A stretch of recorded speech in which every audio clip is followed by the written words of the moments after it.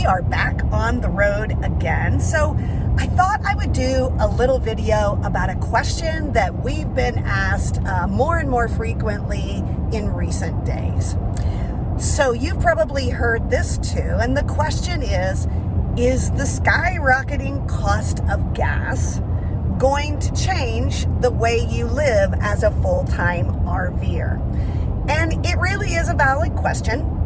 So I thought that we would just talk a little bit about the way we're approaching this. This is by no means a suggestion that everybody should do it this way.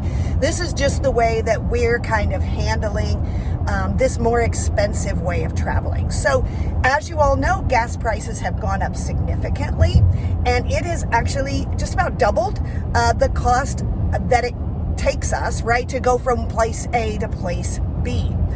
So what are we doing to sort of balance that out?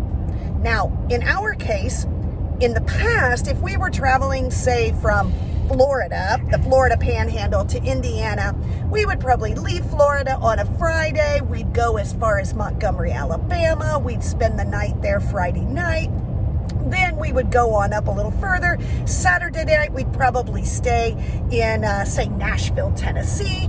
And then on Sunday, we would drive the rest of the way to Indiana, covering that whole trip in a single weekend. Well, now, because the cost of gas is so much more expensive, that makes a weekend very, very expensive, right? So one of the ways that we're sort of battling against that is we're not stopping the way we live. We're still doing it. We're still traveling. We're not sitting stationary for terribly long periods of time, but we're also not typically doing one-night stays anymore.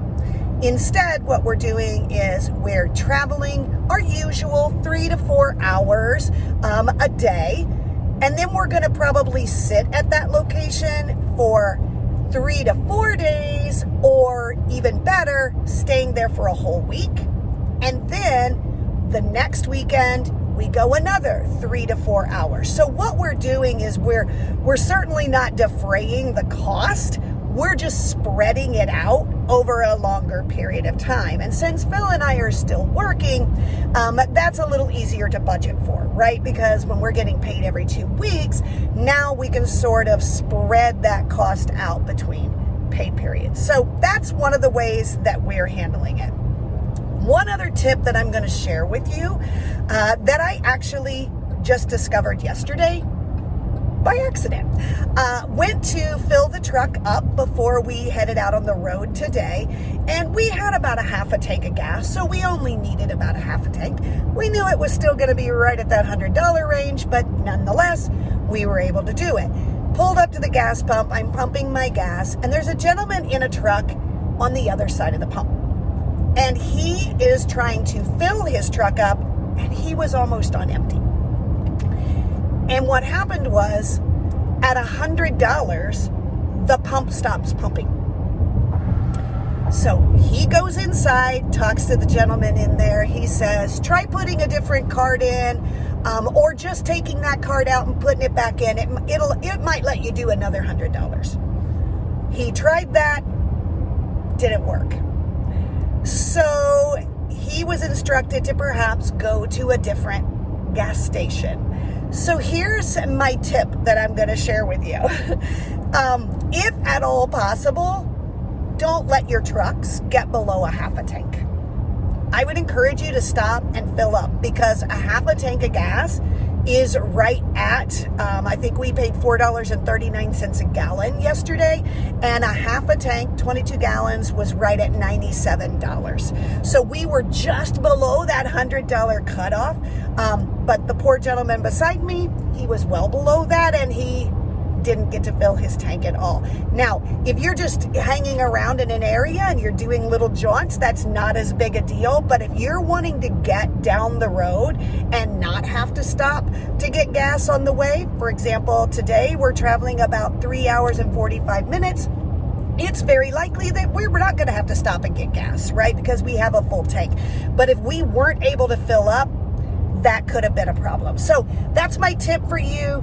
If at all possible, don't let your truck get below a half a tank of gas and then go fill it up, because it could be problematic at the gas stations, or worst case scenario, you may have to go to 2 gas stations to get it filled. But anyway, just wanted to sort of update you on that. Is it changing the way we live? Not holistically, no. Is it changing the way we go about it? A little bit, but that's okay, right? I mean, we're leaving Florida, Central Florida today, and we are eventually heading to Indiana. But it's going to take us 3 weeks to get there, right? So we're going to go from here to South Georgia. We're staying there for just a couple of days. Then we're going to Central Georgia. We're staying there a week.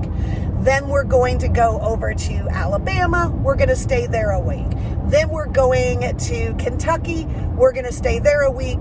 And then we will head on in Indiana. So what we might have done in a shorter period of time, now we're going to stretch it out, maximize it so that it doesn't, the pain of that gas doesn't hit you all at one time. So there you go. Just a little bit of tip about how we're handling the gas prices, and hope it doesn't prevent you from enjoying the time out in your RV and time on the road.